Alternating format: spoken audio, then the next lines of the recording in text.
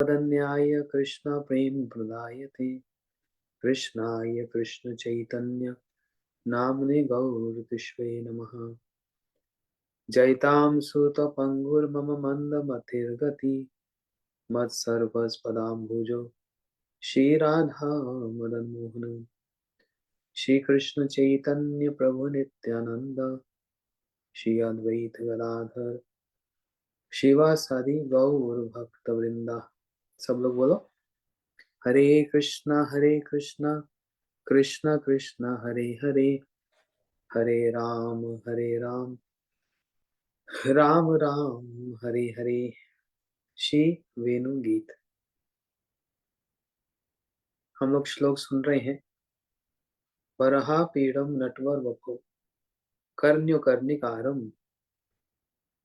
विद्रवासम कनक कपिशम वैजंतिश्च मालम रंध्रयान वेणुधर सुधया पूर्ण गोप वृंदे वृंदारमणम सपदरमणम प्राविशदा गीत के तिथि। इस श्लोक के अंतर्गत हम लोगों ने कल तक ये सुना था, विभिद्रवासा कनक कपिशम। कृष्ण पीताम्बर क्यों धारण करते हैं? क्योंकि पीताम्बर राधा जी के रंग का प्रतीक है।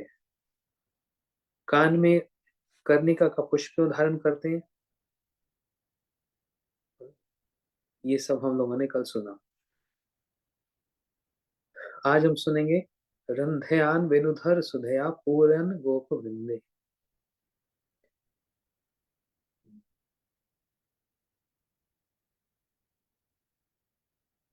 अच्छा, कह रहे नटवर शेखर।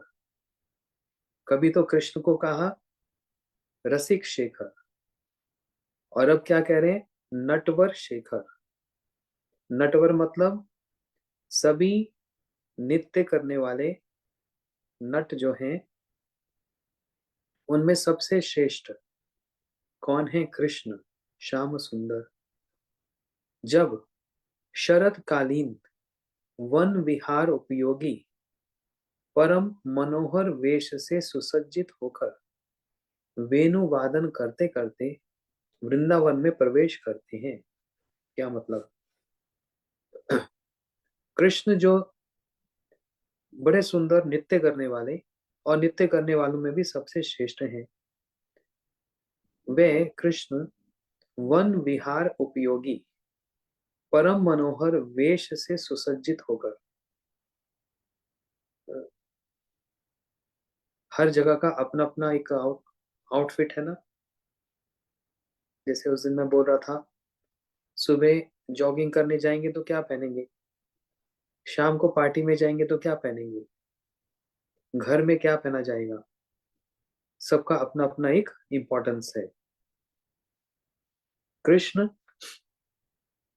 वन विहार उपयोगी, वन में विहार करना है। विहार मतलब अभी जाकर वन में बहुत सारी लीलाओं को करना है, गोपियों से मिलना है।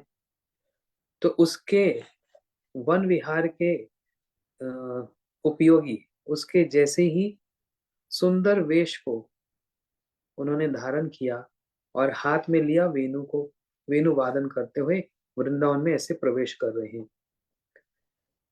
बोलते उस समय उनकी वेणुनाद भंगिमा को देखने से ऐसा प्रतीत होता है कि वे अपनी अपनी अधर सुधा के द्वारा वंशी को परिपूर्ण कर छिद्रहीन करने की चेष्टा कर रहे हैं। क्या मतलब? उस समय वो जो वेणु वादन कर रहे हैं, कौन? कृष्ण जो वेणु बजा रहे हैं, वो वेणु बजाने की जो भंगिमा है, मतलब जो स्टाइल है, उसको देखने से ऐसा लगता है कि जैसे अधर सुधा के द्वारा, सुधा का मतलब क्या होता है? अमृत। और अधर का मतलब होंठ, होंठों का अमृत। हाँ? अधर सुधा के द्वारा वंशी को परिपूर्ण कर छिद्रहीन करने की चेष्टा कर रहे हैं। मतलब समझो इसका। वंशी में क्या है? वंशी एक बांस का टुकड़ा ही तो है, और उसके अंदर होल्स है ना, छिद्र हैं। तो कृष्ण ऐसे वंशी बजा रहे हैं जैसे उन छिद्रों के अंदर, उन छेदों के अंदर, हाँ, उसको पूर्ण कर रहे हैं। किसी चीज में अगर छेद हो जाए तो वो पूर्ण माना जाता है कि कंप्लीट माना जाता है कि इनकम्प्लीट माना जाता है? किसी के अंदर अगर छेद हो तो वो इनकम्प्लीट होता है ना। कंप्लीट तभी होता है जब वो पूरा प्लेन हो जाता है। लेकिन कृष्ण की जो वंशी, ऑफ कोर्स जो वेणु और वंशी होगी उसमें छेद तो होंगे। जब तक छिद्र नहीं होंगे तो कैसे बजेगी? उंगलियां उसके ऊपर कैसे नृत्य करेंगी? है कि नहीं? इसलिए यहाँ पर ये बतला रहे हैं कि कृष्ण जब अपनी अधर सुधा, अपने होठों का अमृत उस वंशी को लेकर ऐसे जो बजा रहे हैं, जो वंशी छिद्र छेदों से भरी पड़ी है, होल्स हैं, उसको छिद्रहीन करने की चेष्टा कर रहे हैं। ऐसा लग रहा है उन होल्स को भर रहे हैं, उन छिद्रों को भर रहे हैं। किससे भर रहे हैं? अपनी अधर सुधा, अपने होठों के अमृत से। समझ आया? इसलिए कह रहे हैं वेणु उनका नित्य संगी है। वेणु जो है कृष्ण की नित्य संगी, कभी कृष्ण को छोड़ता नहीं, सब समय कृष्ण के साथ ही रहता है वेणु सब समय। अगर अधरों पे नहीं है तो बगल में होगी, और अगर बगल में नहीं है तो यहाँ पर कमर में जो पटका बांध रखा है उस पटके में अड़ाई होती है। लेकिन वेणु सब समय कृष्ण के साथ रहती है, क्या पता कब बजाना पड़ जाए, है ना? किस भाव में, किस मूड में कब बजानी पड़ जाए। इसलिए वेणु सब समय कृष्ण के साथ रहती है। कैसा वेणु का एक सौभाग्य है, न कृष्ण वेणु के बिना रहते हैं, न वेणु कृष्ण के बिना रहता है। नित्य संगी है। नित्य संगी का मतलब क्या होता है? जिसके साथ नित्य हम संग कर रहे हैं उसको बोलते हैं नित्य संगी। हम किसके साथ संग कर रहे हैं? अभी 2-3 दिन पहले किसने प्रश्न किया कि अ,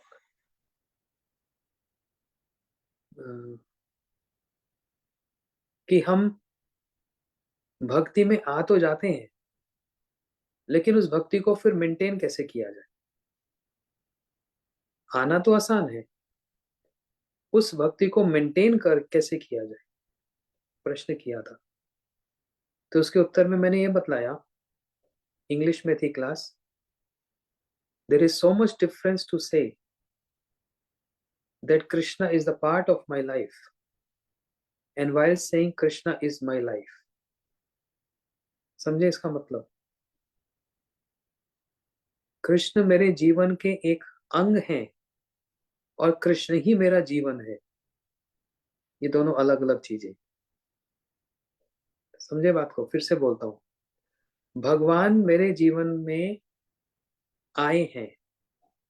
भाई मैंने राधा माधव गौड़िया मठ जाना शुरू किया, वहां कथा सुनी, मेरे को बहुत अच्छा लगा, मेरे को एक फूल माला भी दे दी, प्रसाद भी दे दिया, मैं एकादशी का व्रत करना शुरू कर दिया, मैं माला करना शुरू कर दिया, मैंने सेवा करनी शुरू कर दी। तो ऐसा लग रहा है भगवान मेरे जीवन में उतर आए। ये है पहली स्टेज।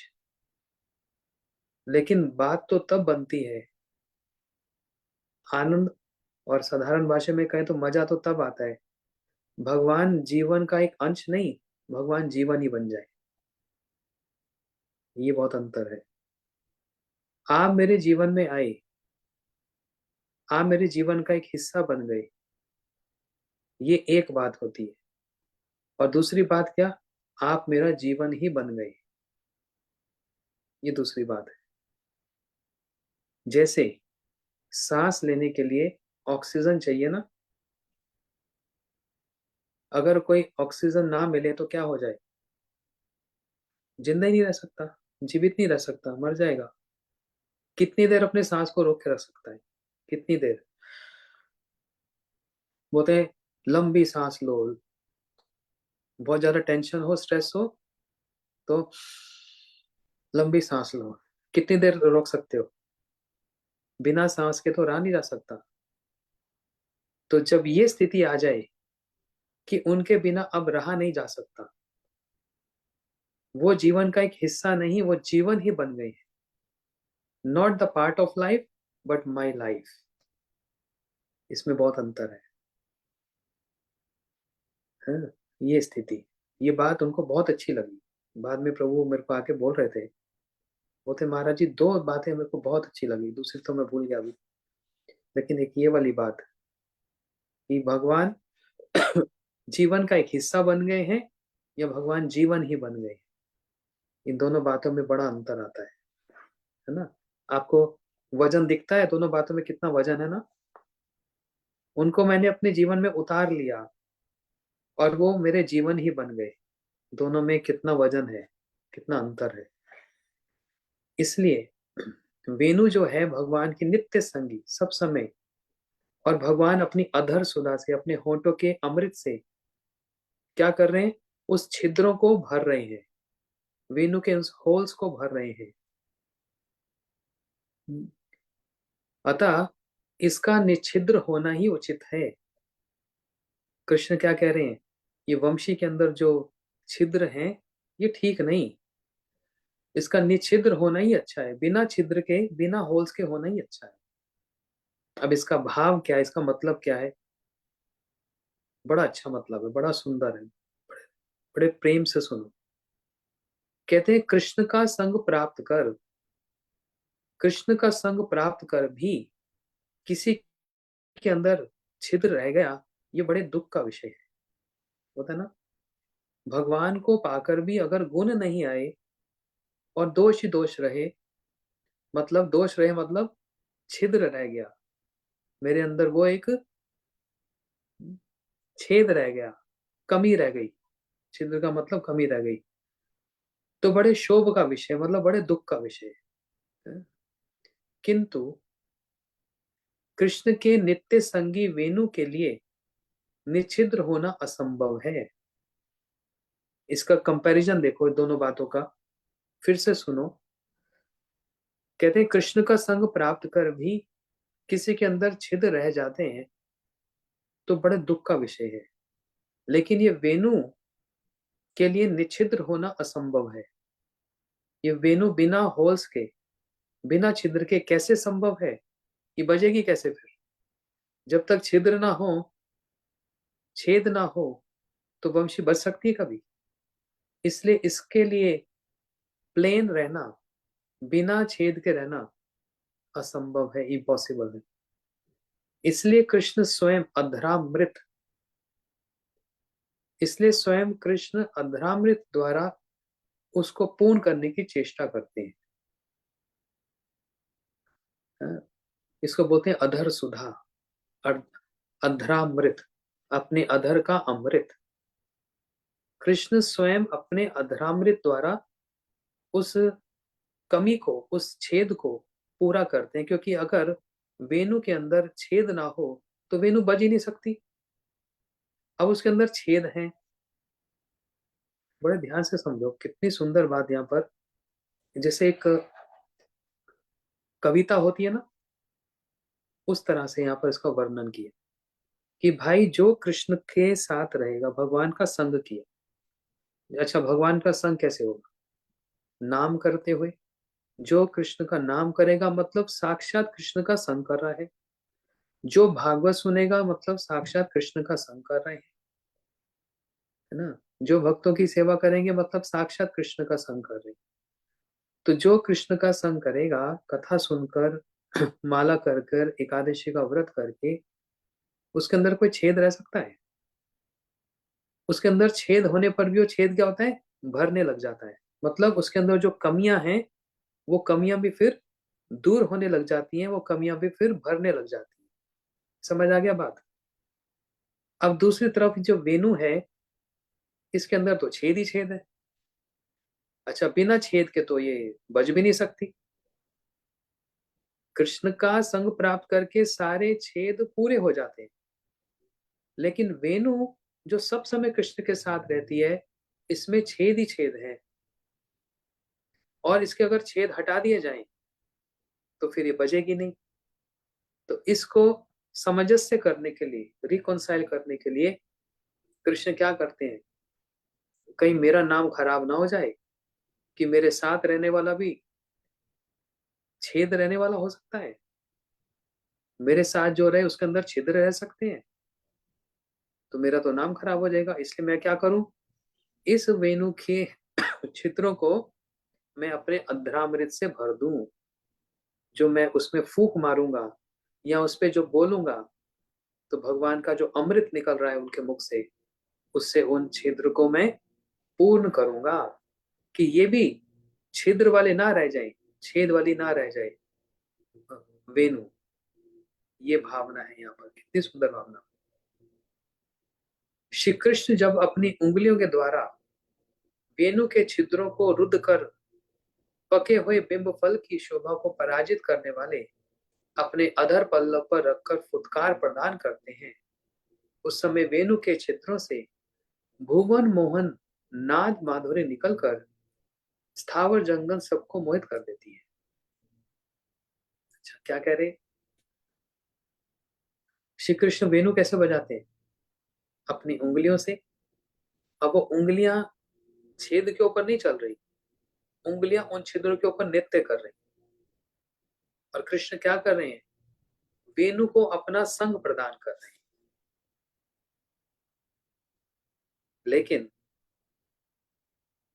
ऐसा भी है कि वेणु कृष्ण को अपना संग प्रदान कर रहे हैं, दोनों। तो कृष्ण जब अपनी उंगलियों के द्वारा वेणु के छिद्रों को रुद्ध कर, मतलब वेणु के अंदर जो छेद है उसको बंद कर रहे हैं। कैसे कर रहे हैं, अपने होठों से। उनके होठों का क्या वर्णन आया, ऐसे लाल लाल होठ है जैसे बिंब फल, एक फल होता है वो लाल सा होता है ना, लाल फल। कृष्ण के होठ स्वाभाविक ही कैसे हैं, लालिमा से भरे हुए। जैसे कोई व्यक्ति पान खाता है, हम लोग तो नहीं खाते, लेकिन जो पान खाता है तो उसके होठ कैसे हो जाते हैं, लाल लाल से हो जाते हैं ना। तो कृष्ण कोई मेकअप करके नहीं आ रहे, कोई लिपस्टिक लगा के नहीं आ रहे कोई ऐसे पाउडर शाउडर लगा के नहीं आ रहे, कोई लिपस्टिक लगा के नहीं आ रही, कोई लाल रंग की, पर्पल रंग की, पिंक कलर, आज मैं पिंक कलर की लिपस्टिक लगाऊं, आज मैं लाल रंग की, ऐसा नहीं है। उनके होंठ स्वाभाविक ही बिंब फल की तरह। बिंब फल मतलब, बिंब फल कैसा होता है, लाल लाल। इसलिए एक एक चीज से यदि कृष्ण के अंगों को यदि कंपेयर किया जाता है ना, तो होंठों का जब कभी डिस्क्रिप्शन आता है, वर्णन आता है, तो उसकी तुलना बिंब फल से की जाती है। और उनके रूप का जो वर्णन आता है तो आकाश में काले मेघ के साथ किया जाता है। हाथों का, नाभि का, चरणों का, इसकी तुलना किससे की जाती है, कमल से। है तो ये याद रखना। उनकी चाल कैसे, बोलते हैं हस्तगति, हाथी की तरह मतवाले चलते हैं। ये नहीं कि हाथी की तरह मोटे हैं, ये नहीं। जैसे हाथी कैसे मटक मटक के चलता है, ऐसे कृष्ण भी बड़े मटक मटक के चलते हैं। तो आज क्या सीखा, उनके होंठ कैसे बिंब फल की तरह। अब कृष्ण जब उस वेणु के छिद्रों को भरने की कोशिश कर रहे हैं, तो अपने बिंब फल लाल लाल होठों से जो अमृत निकल रहा है उसको बोलते हैं अर्ध्रा, अधरामृत। अधर का, अधर, होठ। इसका अमृत जब उस वंशी के ऊपर जाता है, उसके छिद्रों को ऐसे भरते हैं, और उससे फिर जो ध्वनि निकलती है, उससे फिर जो ध्वनि निकलती है, उसमें जो कृष्ण फूंक मारते हैं, क्या फूंक मारते हैं, बस ऐसे फू करते हैं, नहीं, उसमें राधा जी का नाम पुकारते हैं। कृष्ण का चिंतन, राधा जी का चिंतन, राधा जी का चिंतन, कृष्ण का चिंतन। तो उसमें जो फूक मारते हैं वो फूक नहीं, राधा जी का स्मरण करते हुए राधा जी का नाम या फिर उनके गुणों को उस वंशी में भर दे हैं। क्योंकि, क्योंकि क्या, कोई पूछता है क्यों, तो उसका जवाब होता है क्योंकि, क्योंकि इससे बढ़कर, इससे सुंदर कोई और ऐसा ग्लू नहीं है, कोई फेविकॉल नहीं है, कोई गम नहीं है जो उस छेदों को बंद कर सके। तो कृष्ण उसमें जो फूक मारते हैं उसको बोलते हैं फुतकार।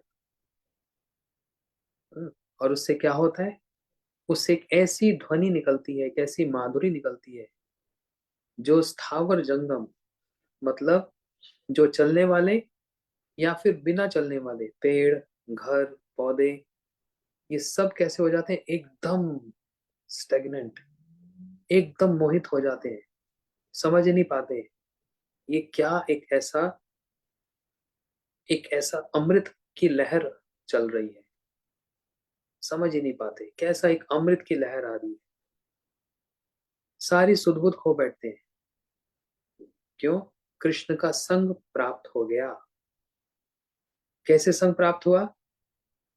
अच्छा बताओ, सोच कर देखो। श्याम सुंदर रति वेणु बजाएंगे तो कुछ तो, कोई कोई बजाने वाला होता है, उसके मस्तक में कुछ तो होता है। बिना दिमाग के बिना विचार के तो कुछ नहीं बजाता। और उसके अंदर फिर एक भावना भी होती है, उसके अंदर एक फिर भावना भी होती है। कृष्ण के अंदर भावना सिर्फ सबको अपनी ओर आकर्षण करना नहीं है, राधा जी को अपनी ओर अट्रैक्ट करना, आकर्षण करना, यही भावना है। और कृष्ण के हृदय में क्या है, भगवान के हृदय में राधा जी के लिए अथाह प्रेम है, जिस प्रेम को नापा नहीं जा सकता, जिस प्रेम में स्वयं कृष्ण भी डूब जाए, ऐसा प्रेम उनके हृदय में। वही हृदय की भावना जब मस्तक पर आए और अपने होठों से उस वंशी को, उस वेणु को अपने होठों पे रखें, और वहां से जो निकलता है, भगवान के मुंह से जो निकलेगा वो तो अमृत ही होगा, है ना। ऐसे अमृत और उस भावना से वो जो ध्वनि निकलती है वो चारों ओर फैलती है। और ध्वनि जब चारों ओर फैलती है तो सबको एकदम मोहित कर देती है।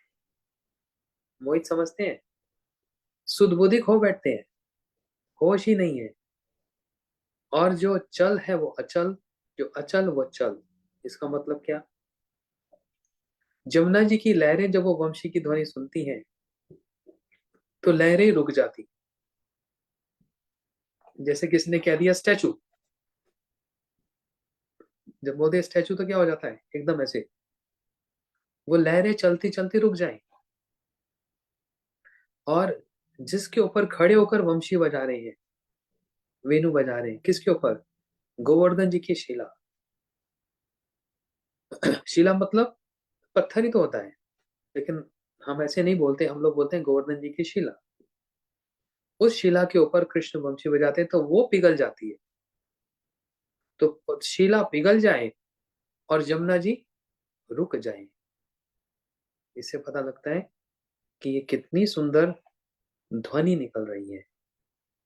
कभी किसी किसी के शब्द भी अमृत जैसे लगते हैं, उन शब्दों में ऐसी एक ध्वनि निकलती है कि उसको सुनने से बड़ा हृदय में सुकून मिलता है, बड़ा आनंद मिलता है। क्यों? उनके मन में, उनके हृदय में कितना प्रेम है।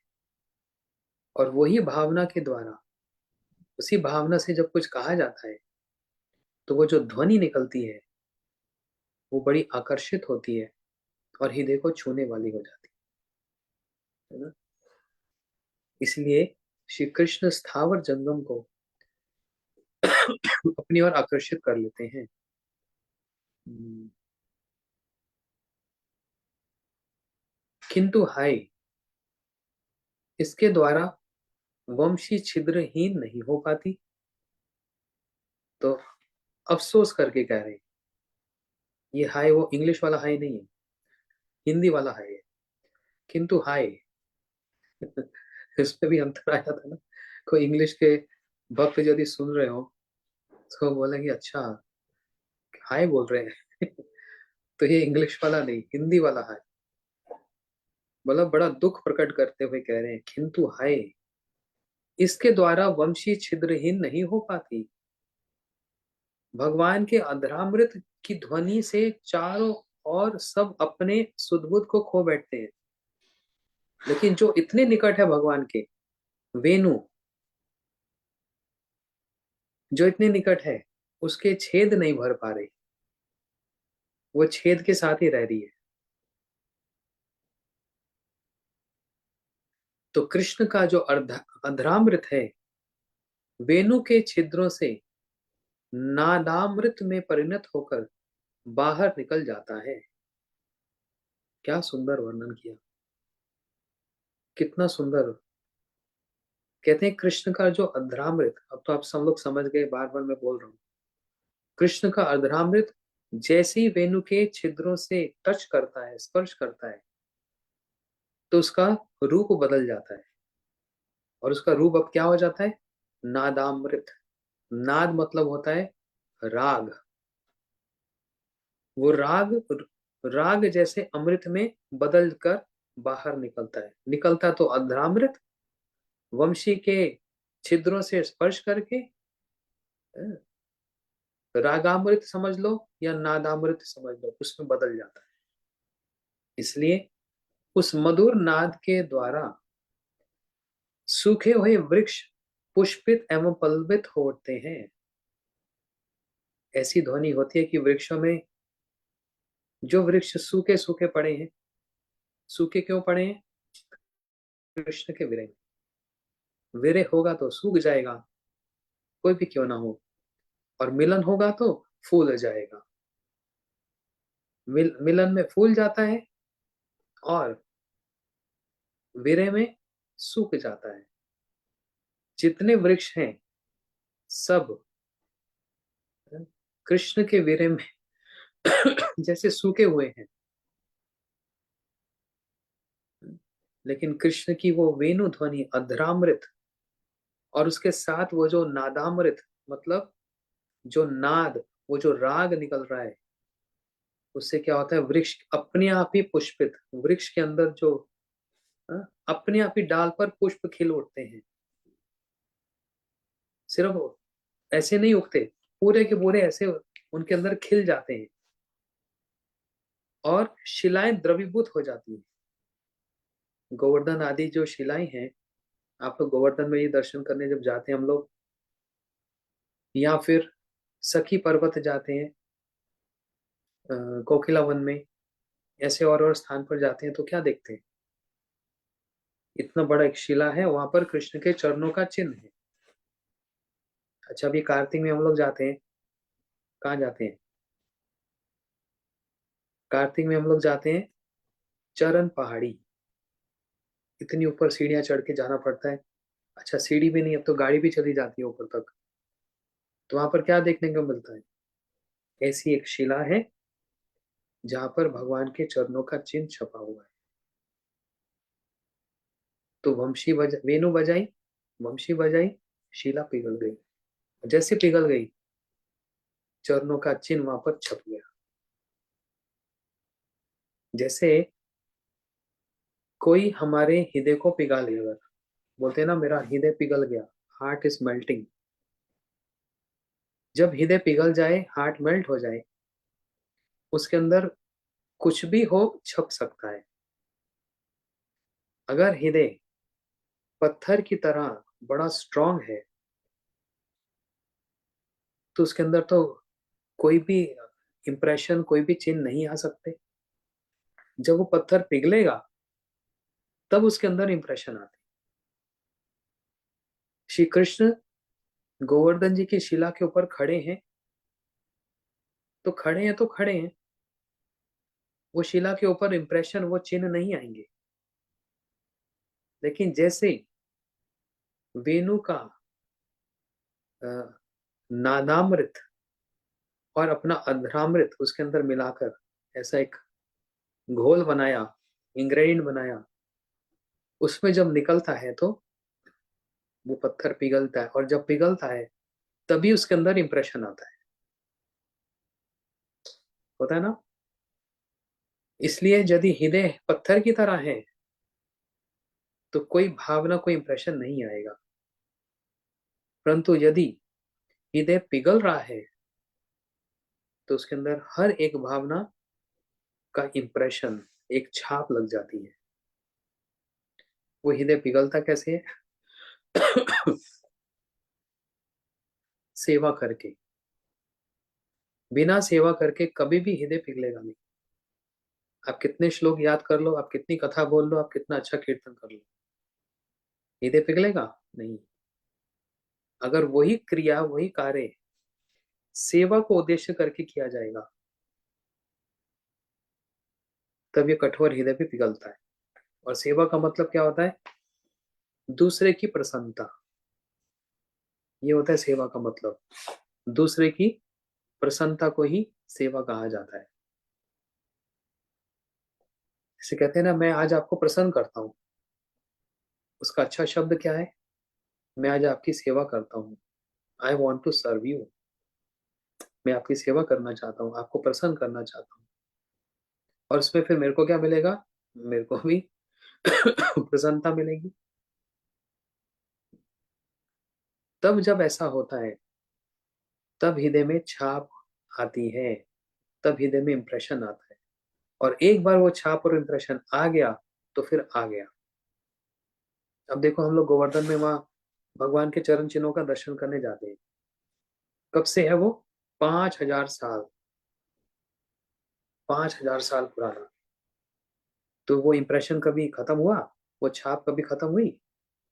कितनी आंधी आती है, कितने तूफान आते हैं, कितनी बार वर्षा हुई, गर्मी पड़ती है, सर्दी होती है, तो आज भी वो गोवर्धन पर वो शिला, जो चरण बाड़ी पर भगवान के चरणों का चिन्ह, कभी समाप्त हुआ? नहीं। तो एक बार वो इंप्रेशन पिघले हुए हृदय में, एक बार कोई छाप अगर आ जाती है तो वो फिर कभी समाप्त नहीं होती। हाँ, घिस जरूर सकती है।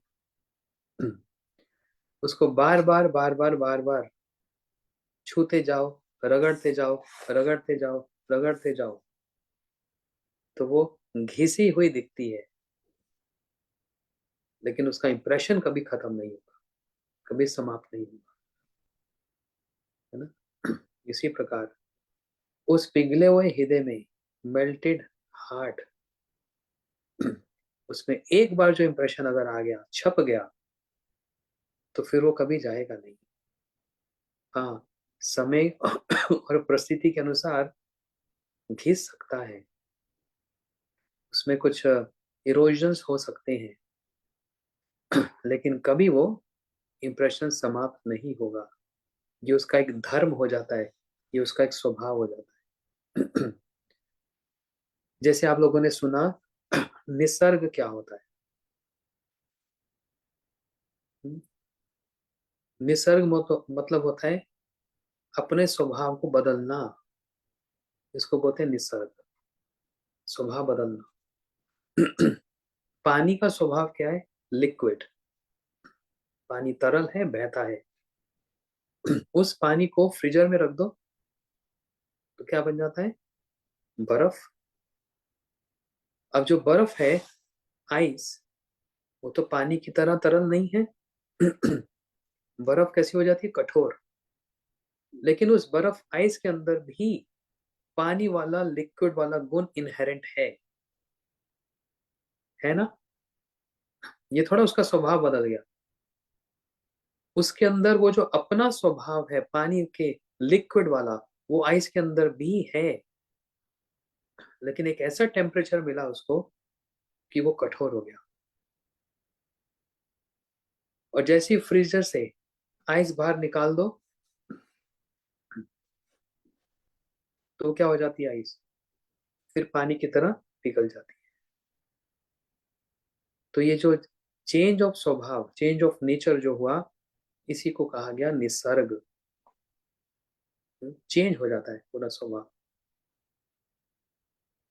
भगवान अपने, श्री कृष्ण अपने वेणु के और अधरामृत के द्वारा सबको मोहित तो कर रहे हैं, शिलाओं को भी पिघाल दिया, लेकिन जो उनके अपने होंठ के इतने निकट है वेणु, उसके छिद्रों को भर नहीं पा रहे। और अगर भर दिया तो बजेगी नहीं, इसलिए वो छिद्र ही रहे, वो अच्छा है। लेकिन फिर भगवान, फिर कृष्ण विचार कर रहे मेरे पे दोष आएगा कि मेरे साथ जो है वो छिद्र वाला है, बाकी जितने हैं सबको मैंने छिद्रों से भर दिया। समझ रहे होंगे ना सब लोग, आप लोग बहुत इंटेलिजेंट है। सारी सबकी कमियों को मैं भर देता हूं, लेकिन जो मेरे साथ में है वेणु, जो मेरे होंठ के साथ लगा रहता है वेणु, उसके अंदर जो मैं छिद्र है मैं उसको नहीं भर पा रहा हूं। ये विचार कर रहे हैं। और अगर वो भर गया तो फिर बजेगी नहीं, है ना। दोनों तरफ से कैसी स्थिति है, फिर बचेगी नहीं। इसलिए कम से कम उसको, वेणु को भी मैं कुछ दूं। तो क्या मिला वेणु को? सबसे अच्छी चीज, अधरामृत, होठों का अमृत मिला। हम्म। तो शिलाएं द्रवीभूत हो जाती हैं, किंतु स्वयं वेणु में कोई विकार नहीं होता। बोलते ये भी बड़ा एस्टोनिशिंग है। शिला पिघल गई, वृक्षों के ऊपर अपने आप पुष्प आ गए, जो लहरें हैं वो रुक जाएं, सबके अंदर कोई ना कोई ट्रांसफॉर्मेशन हुआ, परिवर्तन हुआ। लेकिन जिसके कारण हुआ, वेणु के कारण, उसमें कुछ नहीं हो रहा। कैसी बात है ना। जिस वेणु के कारण सबके अंदर ट्रांसफॉर्मेशन हो रहा है, सबके अंदर परिवर्तन हो रहा है, उस वेणु को कुछ नहीं हो रहा, बाकी सबको हो रहा है।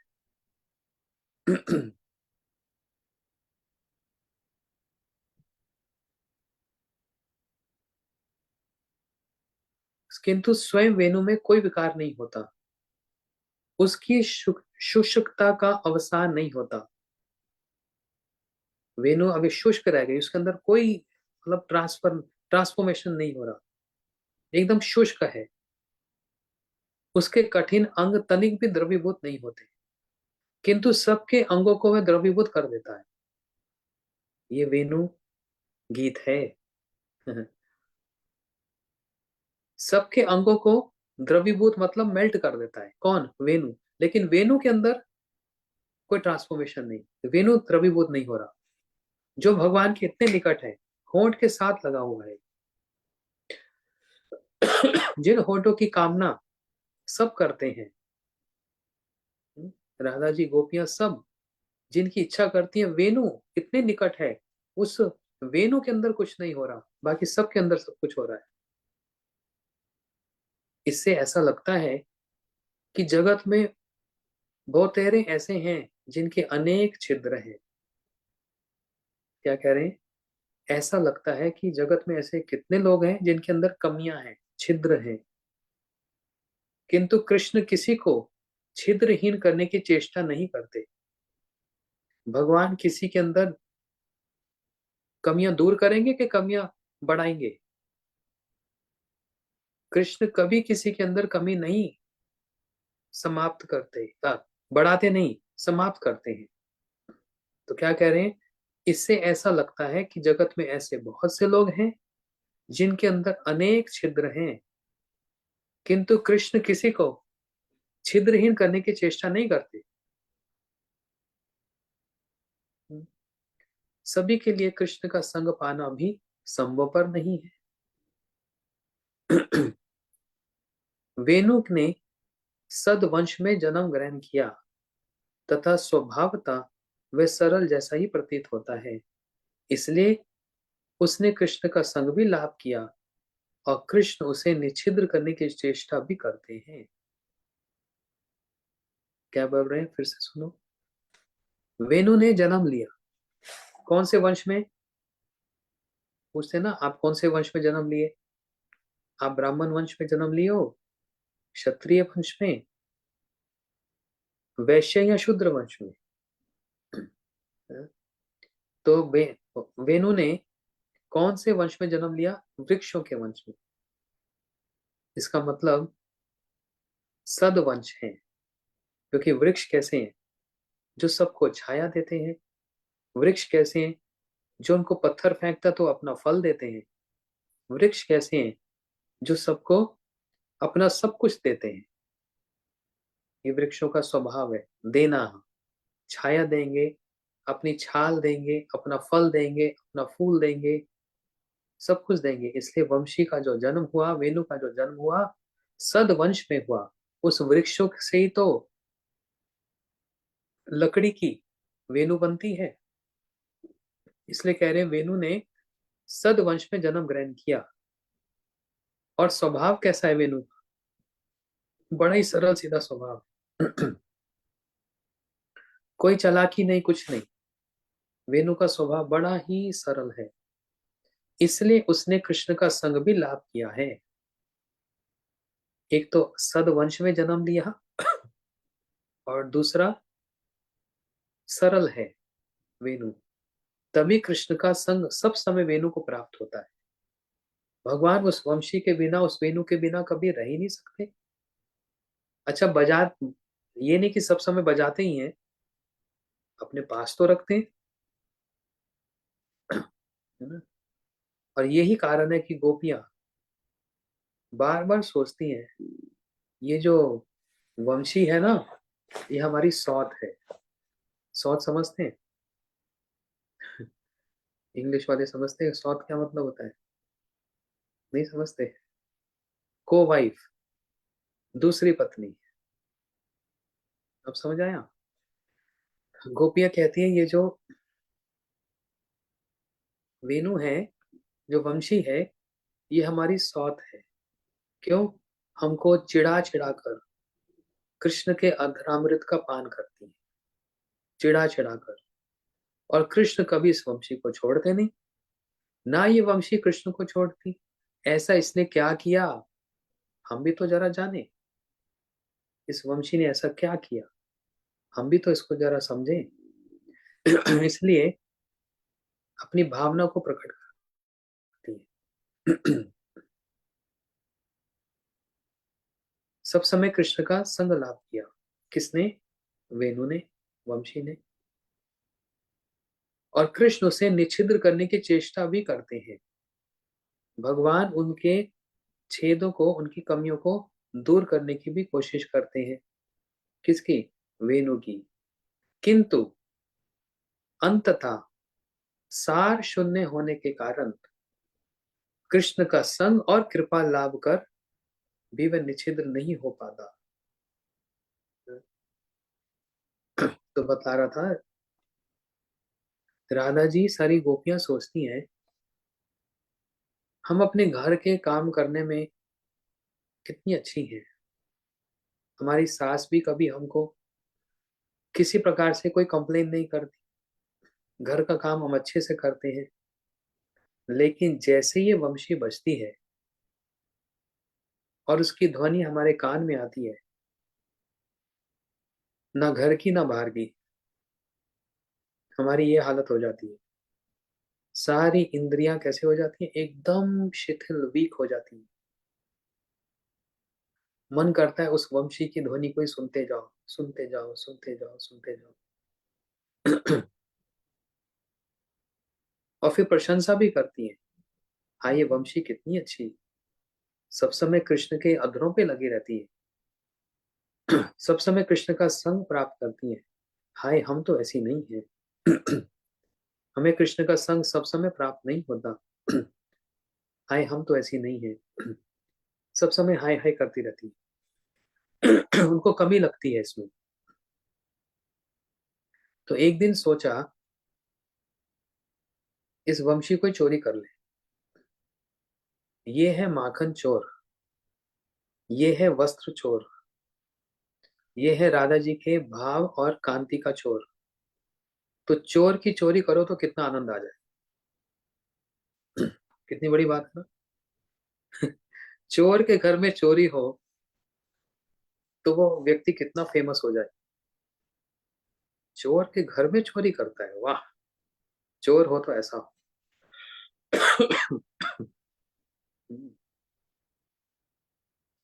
जैसे एक बार, चलो तो दूसरी बात है, छोड़ो। तो जो सबकी चोरी करता है, ब्रजे प्रसिद्धाम नवनीत चोरम। कृष्ण बड़े फेमस चोर है ना। प्रसिद्धाम मीन्स वेरी फेमस। क्या चोरी करते हैं? नवनीत चोरम, माखन की चोरी करते हैं।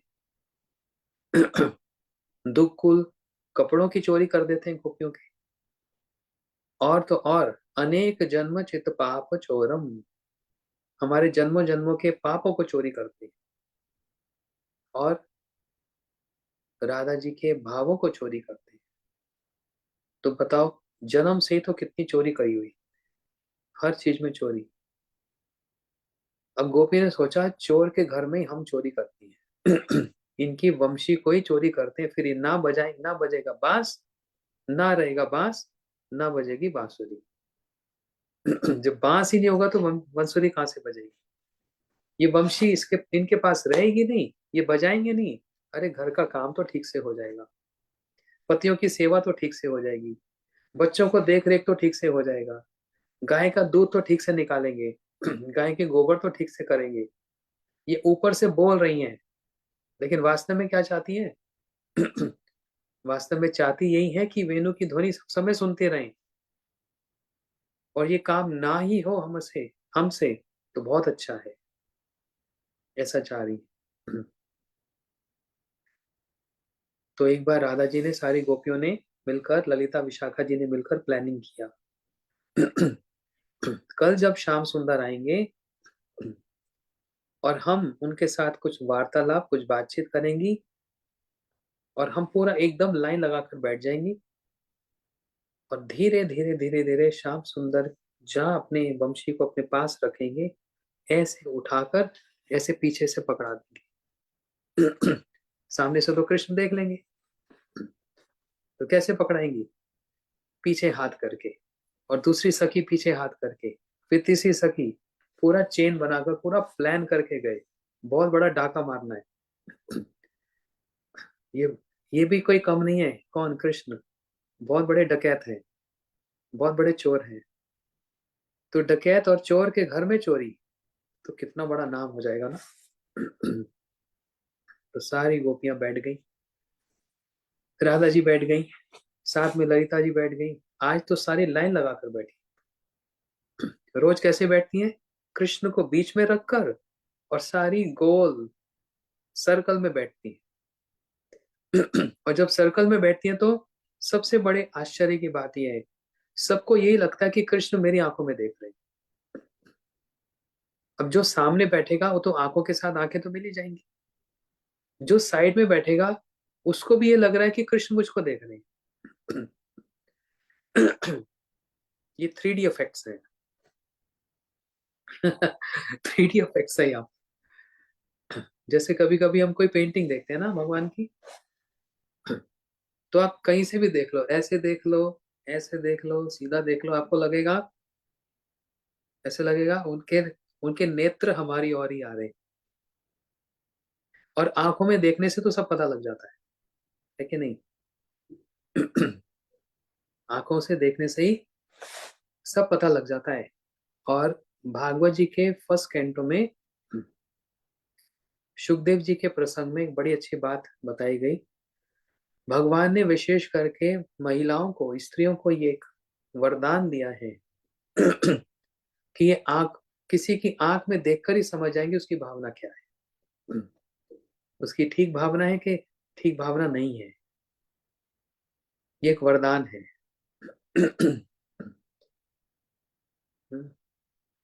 इसलिए राधा जी बैठी कृष्ण के पास, बोले प्यारे श्याम सुंदर, आपका रूप तो इतना सुंदर, आहा, कितने सुंदर हैं श्याम सुंदर। कितना सुंदर, आपने कान में कुंडल धारण कर रखे हैं, जब आप चलते हैं कुंडल झिलमिल करते हैं। आपके शरीर से कितना सौरभ निकलता है, कितनी सुगंधी निकलती है। जब हम आपके मोर पंख को देखती हैं, आहा, एक तो आप इतने सुंदर, ऊपर से रंग बिरंगी मोर पंख ऐसे है जैसे बादलों के ऊपर इंद्रधनुष आ जाता है। ऐसे बातों में जो लगाया, कृष्ण तो, एक तो राधा जी वर्णन कर रही है, और राधा जी के मुख से जो वचन निकलते हैं कैसे अमृत जैसे होते हैं। बस सुनते सुनते कृष्ण तो एकदम जैसे बस, कोई व्यक्ति ऐसे ऐसे क्यों करता है जब बड़ा आनंद ले रहा होता है। कृष्ण बड़े आनंद ले रहे हैं और वंशी को रखा नीचे, और राधा जी की बात में जो उलझ गए। राधा जी बातें करते करते करते करते करते करते बोलता, तुम क्या चोरी करोगे, आज तो हम तो तुम्हारी चोरी करेंगे। आज तो हम तुम्हारी चोरी कर बैठेंगे। और ली जो वंशी, ऐसे पीछे हाथ करके ललिता जी को पकड़ाया। ललिता जी ने पीछे से ऐसे हाथ रखा, वंशी ले ली। फिर राधा जी का हाथ आगे आ गया, और ललिता जी ने वो वंशी आगे विशाखा जी को पकड़ा दी। विशाखा जी ने आगे तुंग विद्या, तुंग विद्या जी ने इंदुलेखा, इंदुलेखा ने सुदेवी, सुदेवी ने रंग देवी। ऐसे करते करते जितनी गोपियां बैठी थी, यहाँ से ट्रेवल करते करते वो वंशी यहाँ से चलती चलती इतनी दूर चली गई आगे। और यहाँ राधा जी कृष्ण से बात कर रही है, और बात करते करते करते करते जब आप समाप्त हुई, अच्छा श्याम सुंदर हम घर चली, नहीं तो हमारे घर में सब लोग हमारी बहुत चिंता करेंगे, हम तो चलिए अपने घर अब। जैसी ऐसे बोला, कृष्ण ने विचार किया, ये अगर घर चले गई तो मेरे प्रेम का आदान प्रदान कैसे होगा। इन्होंने इतना कुछ कहा मेरे रूप के बारे में, इनको कुछ तो पारितोष देना चाहिए। पारितोष समझते हैं, कोई एक गिफ्ट तो देना चाहिए। और मेरे पास गिफ्ट देने के लिए तो मेरी वंशी है, उसी से इनको कोई एक संगीत सुना दूं। तो इस भावना से हाथ ऐसे रखा, पता है वंशी यही पड़ी होती है। जैसे ही हाथ रखा, ऐसे ऐसे करने लग गए। कहाँ गई, कहाँ गई, कहाँ गई, आंख खोल कर देखा वंशी नहीं है। कहाँ गई मेरी वंशी। और राधा सोच रहे राधा जी मेरे पास बैठी है, लेकिन राधा जी नहीं, राधा जी वो जो सर लाइन बनी है वहां पर दूर खड़ी। और अब क्या करिए, राधा जी वंशी बजा रही, राधा जी वंशी बजा रही है। और अब कृष्ण प्रार्थना कर रहे हैं, रे डारो ना बांसुरी मोरी, श्री राधे रानी, रे डारो ना बांसुरी मोरी, या वंशी में मेरे प्राण बसत है, या वंशी में मेरे प्राण बसत है, सो वंशी गई चोरी, राधे रानी, सो वंशी गई चोरी, श्री राधे रानी, रे डारो ना बांसुरी मोरी। प्रार्थना कर रहे हैं कृष्ण। है ना पूरा भजन।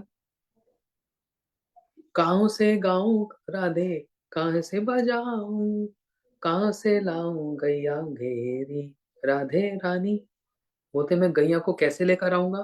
तो राधा जी साथ साथ उत्तर भी दे रही है, मुख से गाओ खाना, हाथ से बजाओ। मुंह से गाओ, हाथ से बजाओ। अब ये वंशी नहीं मिलने वाली। इसने हमको बहुत परेशान कर रखा है। हाँ, इसने हमको बहुत परेशान कर रखा है, अब ये नहीं मिलेगी। फिर ऐसे ही कृष्ण बहुत प्रार्थना कर रहे हैं, मैं नृत्य कैसे करूंगा, मैं रास कैसे करूंगा, ये पीछे पड़ गए। रे डारो ना बांसुरी मोरी। और फिर लास्ट में क्या आता है, बांसुरी लेकर छोड़ी, श्री राधे रानी। राधा जी बड़ी दयालु है। बस बस रो मत। ज्यादा रोने की जरूरत नहीं है। एक बांसुरी क्या ले ली, जैसे बच्चे के हाथ से खिलौना ले लो, और बच्चा जोर से चिल्लाता है, "हाँ, मेरा खिलौना चला गया।" ऐसे श्याम सुंदर एक बांसुरी क्या ले ली, ऐसा लगता है इनके प्राण चले गए।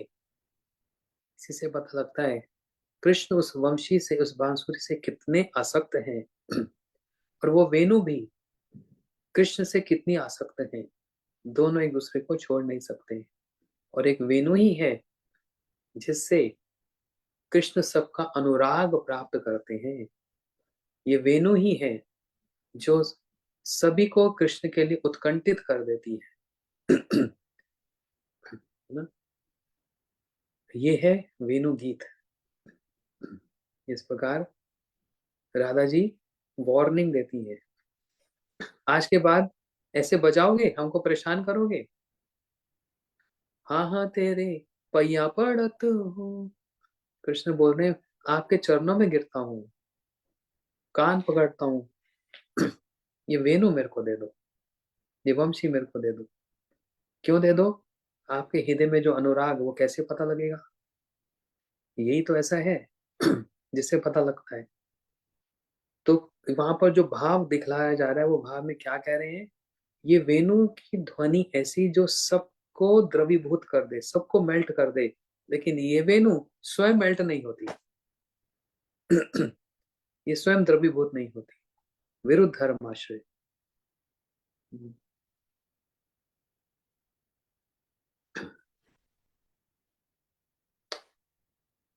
कृष्ण कृष्ण उसे निच्छिद्र करने की चेष्टा भी करते हैं।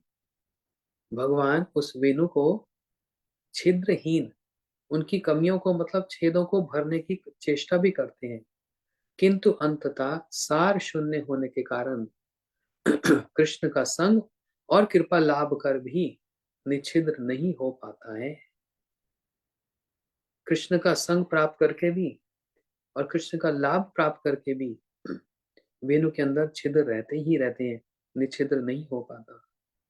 इससे ये पता लगता है कि जो लोग अंततः सार शून्य होते हैं वे सदवंश में जन्म लाभ कर और सरलता के कारण उच्च संग लाभ करने पर भी सभी प्रकार के सौभाग्य लाभ से वंचित हुआ करते हैं। तो इससे साफ साफ पता लगता है जिसने सार को नहीं पकड़ा, सार क्या है भगवान की भक्ति, उसने ऊंचे जन्म ऊंचे वंश में भी जन्म लेकर भी और सरलता प्राप्त करके भी, भगवान का संग प्राप्त करके भी अपने सौभाग्य को, अपने फॉर्चून को, अपने सौभाग्य का पूरा पूरा लाभ नहीं उठाया। ये वेणु बहुत प्रकार की शिक्षा हमको प्रदान करती है। तो इसलिए वेणु अधर सुधया बरहा पीड़म नटवरवपो कर्ण्योकर निकारम। सबको याद हो गया होगा, विभिद्रवास कनकपेशम वैजंतीष्टमा रंध्या रंध्या रंध्यार्ध सुधया पूर्ण गोप वृंदे। आज हमने यहाँ तक सुना, वेणु अधर सुधया, वेणु अधर सुधया, वेणु अधर और सुधा मतलब अमृत। इसका मतलब क्या हुआ आज हम लोगों ने सुना, अब कल सुनेंगे पूर्ण गोप वृंदे, नहीं, कल क्या सुनेंगे, वृंदारण्यम सपदरम्यम, वृंदावन के अरण्य में। अरण्य मतलब क्या होता है, जंगल के अंदर, वन के अंदर भी एक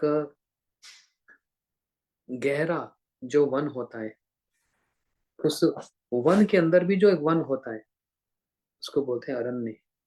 तो उस वृंदावन के अरण्य में जब कृष्ण चलते हैं, स्वपद रमनम, अपने चरणों से जब चलते हैं, उसकी क्या महिमा है, उससे क्या होता है, ये हम लोग कल श्रवण करेंगे। अभी तो और भी बहुत कुछ सुनना है, लेकिन जल्दबाजी क्या है, आराम से सुनेंगे, पूरा वेणु गीत को आस्वादन करेंगे और इसको सीखेंगे और इसका चिंतन करेंगे। वेणु वेणु गीत का मतलब पूरा प्रेम गीत है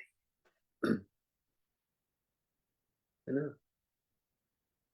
गीता में तो इंस्ट्रक्शंस दी, गीता में तो उपदेश दिए और ये जो गीत है ये भावना के गीत है, ये प्रेम के उद्गार है, डकार नहीं, कोई सोचे प्रेम के डकार है। ये हिंदी के शब्द अच्छे अच्छे थोड़े से चुन लो, लिख लो, बड़े अच्छे लगते हैं। प्रेम के उद्गार, प्रेम की भावनाएं, ये गोपियों के हृदय से निकल रही हैं। कृष्ण के एक एक मुद्रा को देखकर, एक एक क्रिया एक्टिविटी को देखकर उनका भाव और प्रेम बढ़ता जा रहा है। कभी वो प्रेम एक समान नहीं रहता, कभी वो प्रेम शिथिल नहीं होता। वो प्रेम ऐसा जो सब समय बढ़ता ही जाता है। ये है वेणु गीत। हरे कृष्णा।